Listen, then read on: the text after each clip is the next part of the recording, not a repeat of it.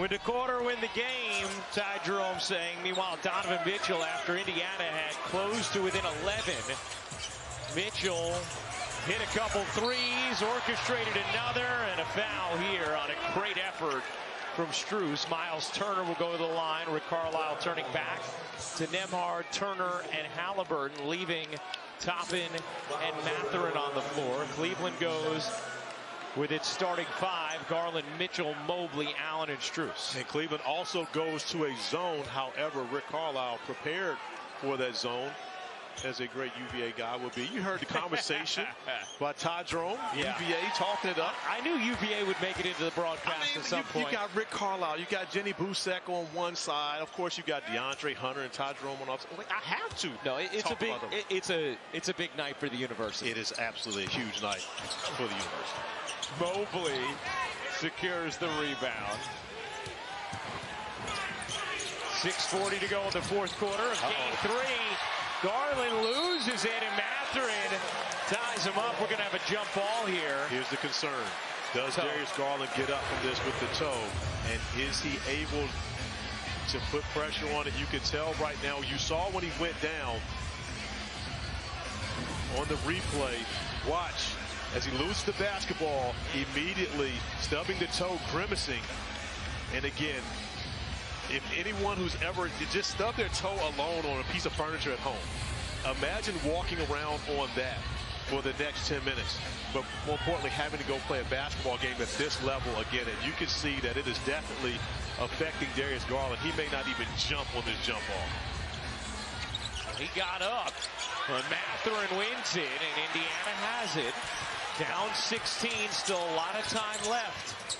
Toppin, quick move, but couldn't finish it. Mobley able to save it inbounds for Cleveland.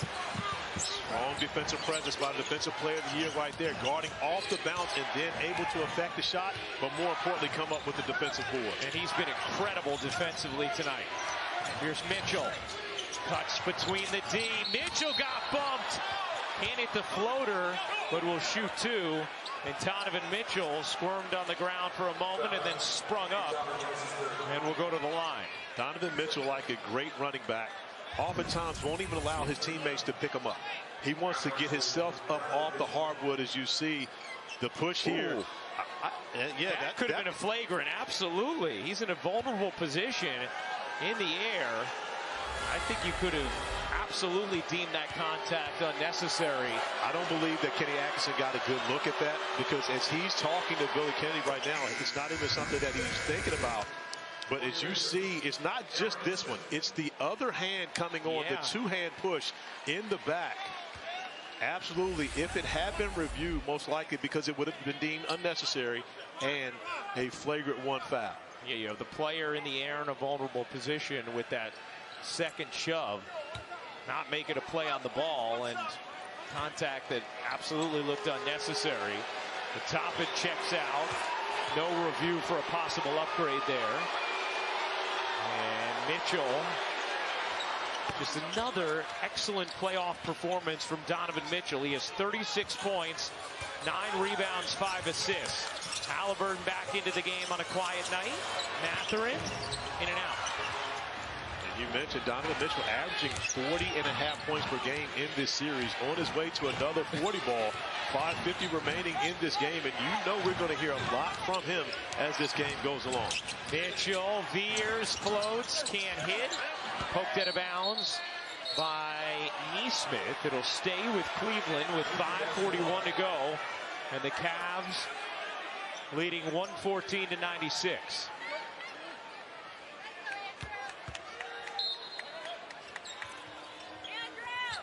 Here's Mitchell firing in and out. Neesmith the box out. Nembhard, high steps. Oh, that's a great defensive play by Mitchell. And it last hit Indiana. And Mitchell playing with 4 fouls. So. And a delay a game on Indiana. It's their second. And so a free throw here, a technical free throw for Cleveland. Andrew Nembhard was a little bothered by the fact that he didn't get a call on that possession. Held the basketball up. And getting that Second delay of game, allowing Donovan Mitchell to get back to the free throw line and cash in on it. And now the lead back up to 19 for the Cavaliers. 9-1 Cavs run. Mitchell has 37 points.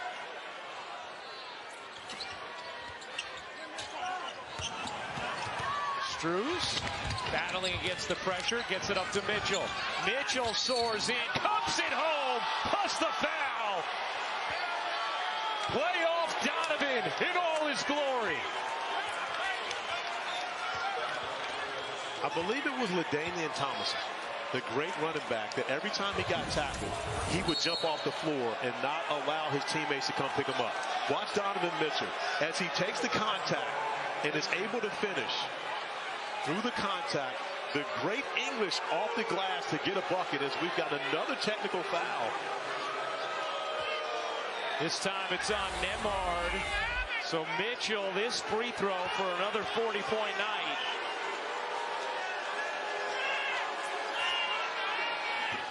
Misses that one. He's about to get another one to try and complete that three-point play and give himself an even 40 points.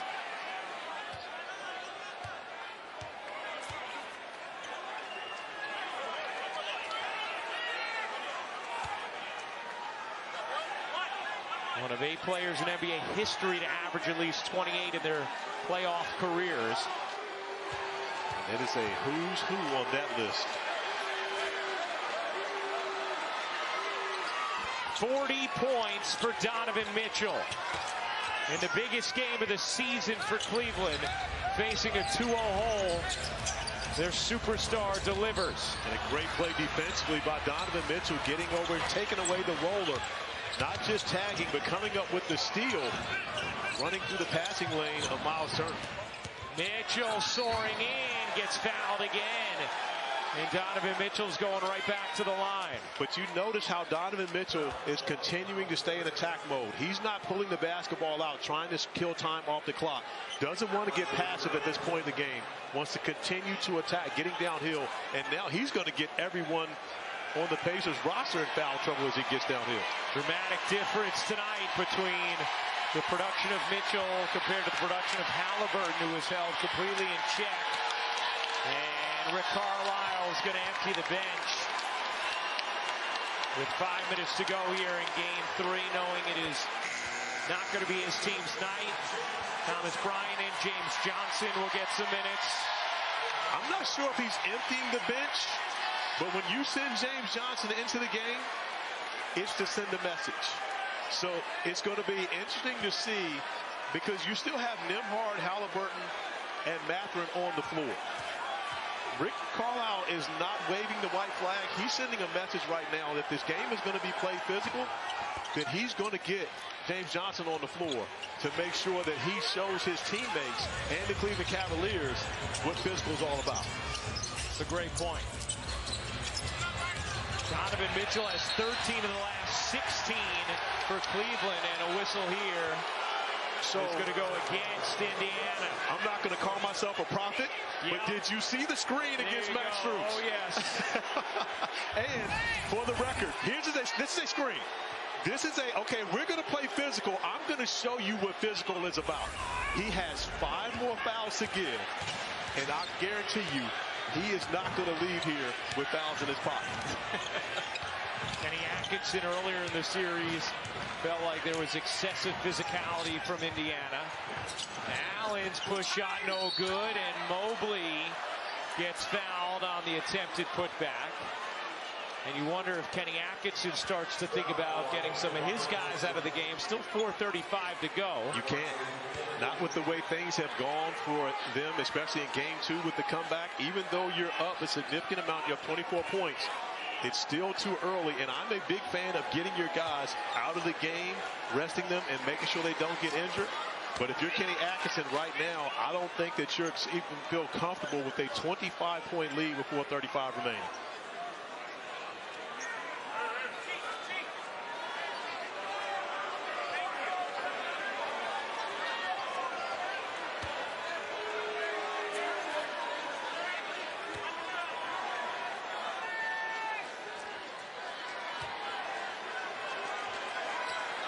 Mobley hits both. A 16-1 Cleveland run after Indiana had this building hopping and cut it to 11 with 8:22 to go. James Johnson gets fouled and will shoot two.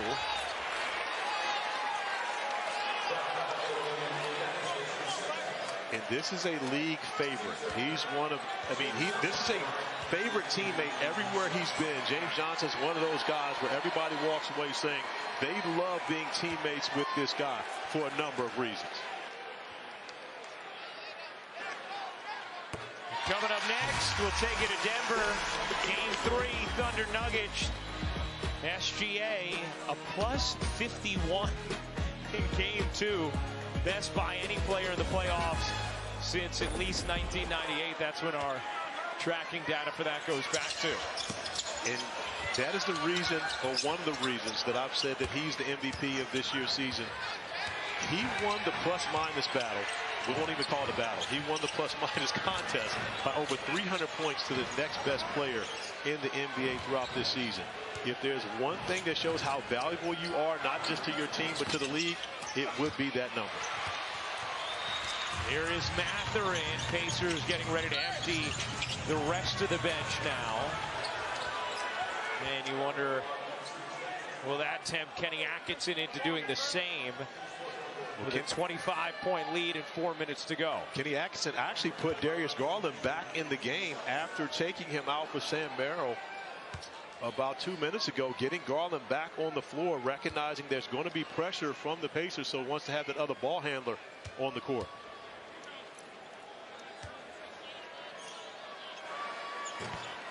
Mathurin misses the first free throw. Coming up next, OKC Denver, a swing Game 3. Quiet night for Tyrese Halliburton. He's had a loud postseason, been an incredibly clutch performer, but just 4 points, 5 assists, 2 of 8 from the floor in this Game 3. Mathurin with 23 off the bench for Indiana.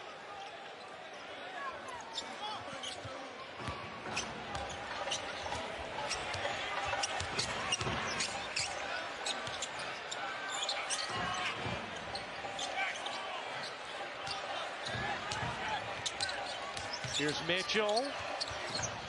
Mitchell gets fouled again. And Mitchell will go to the line to shoot two. I understand what you're saying. If I'm Kenny Atkinson, with the injuries that they've dealt with this series, I'm leaning towards getting some of these guys out of here sooner than later with a 24-point lead and 3:44 to go. I get it, but when you're considered Kenny Atkinson, after you saw what happened in Game 2 with a 7-point lead with 50 seconds remaining. When you multiply that over a few times. Multiply that by 344. Yeah. He still isn't comfortable at this point. I believe after our last media timeout, most likely he will get those guys out of the game. Get Mobley out here as the Cavs faithful behind their bench applaud.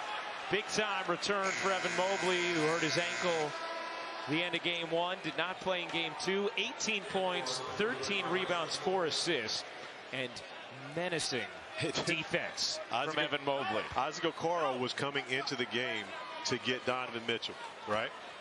Donovan Mitchell looks at Darius Garland and says, go sit down. Knowing that he's dealing with the toe, whatever it may be, and Darius is looking back at him like, no, and he's saying, go to the bench. Darius walks off the court like the little brother who had made go home from the park. Couldn't stay and play anymore. Bryant thunders it down. Ty Jerome now waiting at the scorer's table. He presumably will come and get Donovan Mitchell.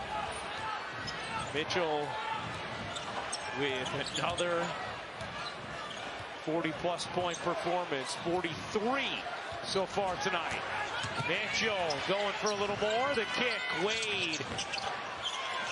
Allen another board. His 12th. Throws it into the backcourt. The turnover will get Mitchell out of the game. A remarkable performance from Donovan Mitchell, with his team facing the potential of going down 3.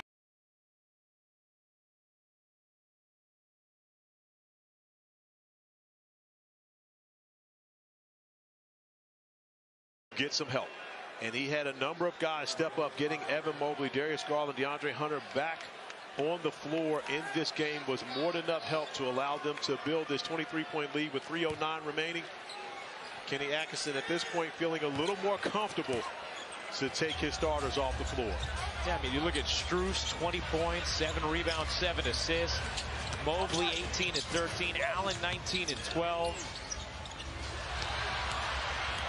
Okoro the steal, and he gets fouled on the attempted layup. But look at it this way. Okoro, who actually was starting games for this team throughout the season, just now getting into this. This is a very deep Cleveland team. They have a plethora of talent and guys who play very well within Kenny Atkinson's system. But in game 3, when it's a must-win game for you, you're going to shorten that rotation and make sure you keep those core guys on the floor as long as you possibly can. Ozzy Okoro coming off the bench right now, but part of that stay-ready group to make sure he can do the job whenever he's called upon. Yeah, Okoro, who had averaged 22 minutes a game in the first 2 games of this series, but in this one, not a part of the rotation. Kenny Atkinson going with 9, with Jerome Hunter, Wade, and Merrill off the bench. And a move that worked for Kenny Atkinson, as did his timing of going zone in that second quarter. Cleveland had jumped out to a 25-10 lead. Indiana stormed back, tied it at 32 at the end of the first. But then Cleveland went zone in the second and totally stymied the Pacers offense, held them to 13 points in the second, outscored them by 21. And the Cavs have controlled the game since. James Johnson coming up with the block, already getting a bucket earlier on the last possession, showing he can still play. He's not just on this roster to be an enforcer. And this is something to keep an eye on, because one thing Rick Carlisle knows he's going to get from James Johnson is physicality and effort. Don't be shocked if we see him in the rotation earlier in game 4, especially after the way that Cleveland came into this one and got to all the loose balls. They were a more physical team. I would not be shocked at all if we saw in game 4 James Johnson getting into the rotation earlier for Rick Carlisle. Jarris Walker we hadn't seen tonight either till right now. Let's check in with Angel. Corey, I'm so glad that you brought it up about James Johnson, because from the very beginning of this game, all eyes, all ears have been paying attention to what James has been saying in these huddles. He has the complete trust from his teammates, and the coaches also allow him to take over the huddles in moments that are big. Yeah, Angel, he's one of those coaches on the floor, one of those, culture guys, and Rick Carlisle trusts him tremendously to deliver the proper message to his teammates, and he can deliver it in a manner that's different from the way the coaches can give it to him. Devontae Green getting some minutes here for Cleveland as they empty the bench. He had to play significant reserve role in game 2 with the bodies that Cleveland was down. That 3 won't go. Final minute and 30 seconds. Teams will play game 4 on TNT Sunday night. Ty Jerome, his shot's still been off tonight, 1 of 7 after he was 1 for 14 in game 2. I'll tell you one guy that will never lose confidence. Jarris Walker is fouled and will go to the line to shoot 2. But if you were Cleveland, obviously the only thing that truly mattered was getting the win, getting off the mat, right? But then you have to feel great about the other boxes you were able to check. Evan Mobley looked terrific playing on that ankle. It had a few odd drops early in the game, but after that in the first quarter was outstanding, especially on the defensive end. His assertiveness on offense, 18 points, 13 rebounds. Darius Garland looked quick, did not look inhibited by the toe injury whatsoever. And DeAndre Hunter, who at times we saw him kind of looking at the thumb a little bit, still was able to contribute off the bench. And give Cleveland this critical Game 3 win. But the difficult part was done, and that was getting them back on the floor and allowing them to see that they can play with those injuries. Now, the interesting part will be for Darius Garland, seeing how he responds. It's been 2 weeks since he's played basketball, so how does he respond after a rigorous effort here against the pressure of the Indiana Pacers? Nice take by Porter. Shepard. Walker will fire a 3 off the mark.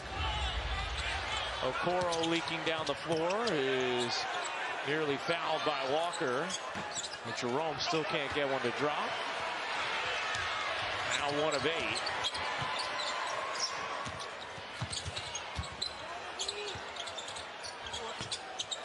Rebound Javonte Green, and now Cleveland can dribble this one out. The Cleveland Cavaliers are on the board in the Eastern Conference semifinals. They take Game 3 in authoritative fashion. 126-104 the final. It's now a 2-1 series lead for Indiana. For our producer, Paul Urban, our director, Ashley Ward.